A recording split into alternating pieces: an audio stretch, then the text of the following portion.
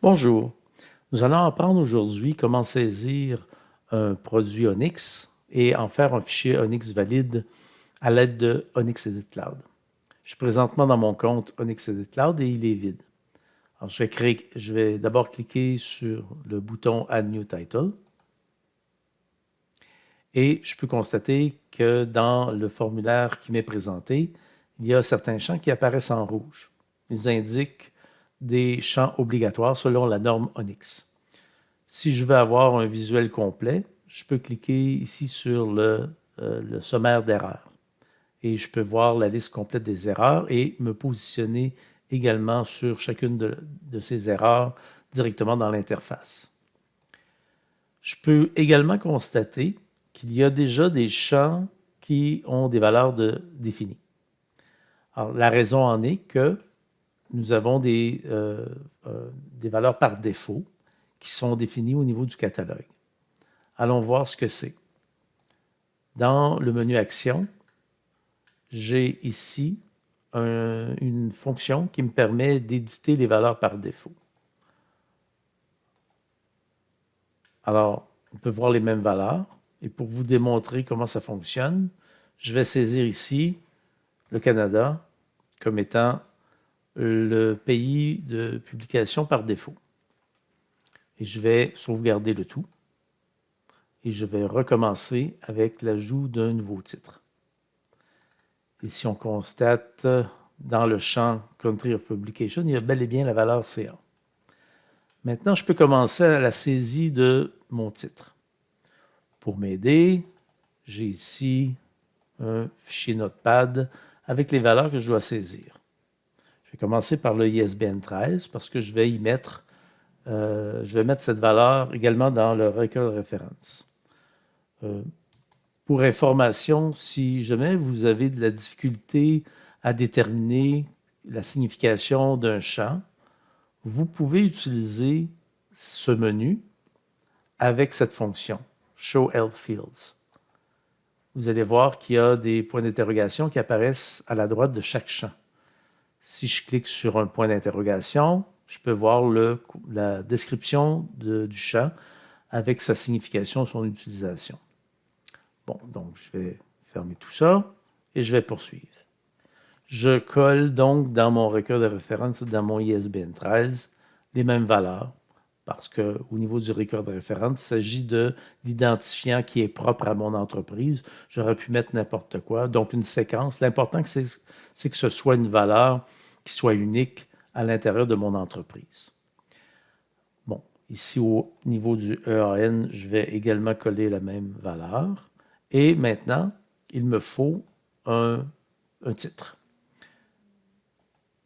Donc, vous comprendrez que pour saisir un titre valide selon la norme Onyx, tout ce que j'ai besoin de faire, c'est de remplir les sections qui apparaissent en rouge. C'est aussi simple que ça. Donc maintenant, je dois me rendre ici. Je constate qu'il n'y a aucune valeur en rouge. Et évidemment, plus je vais mettre d'informations, plus mon produit Onyx sera complet. Alors, on peut compléter avec d'autres informations telles que l'année de publication. Donc, on va retrouver ça ici. Selon la norme Onyx, il faut le définir année, mois, jour, comme ceci. Évidemment, si on déroge à cette règle-là, il y aura une erreur qui sera identifiée. Vous voyez? Donc, je dois absolument définir ça de cette façon. Je peux aussi définir le nombre de pages. Alors, dans celle-ci, il y a 352 pages. Alors voilà, on continue, et ainsi de suite. Maintenant, au niveau des onglets, il y a seulement celui-ci qui apparaît en rouge, Supply Detail. Alors, je dois ajouter un nouveau fournisseur. Donc, ici, je peux lui donner un nom. Alors, je vais inscrire Onyx Edit, par exemple. Je dois définir le rôle. Je prends celui-là, Publisher to Reseller. La disponibilité, je vais indiquer comme quoi que mon titre est disponible. Et finalement, je dois aussi définir un prix. Alors, allons-y. Je choisis 24,95 en dollars canadiens. Bon, et je pourrais aussi définir le pays. Voilà. Maintenant, je peux voir que mon produit est valide. Formidable. Je sauvegarde. Et on peut constater qu'il y a présentement une validation finale qui s'effectue au niveau du serveur. Après un certain temps, on va pouvoir voir le résultat. Je peux déjà exporter mon titre et il sera valide. Pour ce faire, j'ai tout simplement besoin de soit je fais une recherche, soit je fais une sélection. Mais dans le cas qui nous préoccupe, on n'a qu'un seul titre, alors je peux directement exporter mon titre. Je peux l'exporter en ONX3 avec balise longue, c'est ce que signifie ref, en ONX 3.1, également en balise longue, ou en balise courte. Par défaut, ONX Edit sauvegarde ces données en balise longue. C'est plus facile à lire. C'est plus facile à interpréter quand on regarde le résultat d'un fichier. Donc, je vais y aller avec cette valeur-là. Et on voit au niveau de la notification qu'il se passe quelque chose. C'est la préparation du fichier. C'est terminé. Et je peux aller chercher mon fichier. Il est sauvegardé. On va aller voir ce que ça donne. Alors, je vais l'ouvrir. Et on peut constater le résultat final avec l'ensemble des informations ONX. Et je peux d'ores et déjà commencer à transmettre mon fichier. On pourrait également enrichir notre fichier. Une des premières et très bonnes façons de l'enrichir, c'est d'y ajouter une image de couverture. Alors, je vais fermer ça. J'ai ici une image de couverture. Je vais la glisser. Je vais indiquer quelle sorte d'image il s'agit. C'est un front cover, bien entendu. Je fais OK.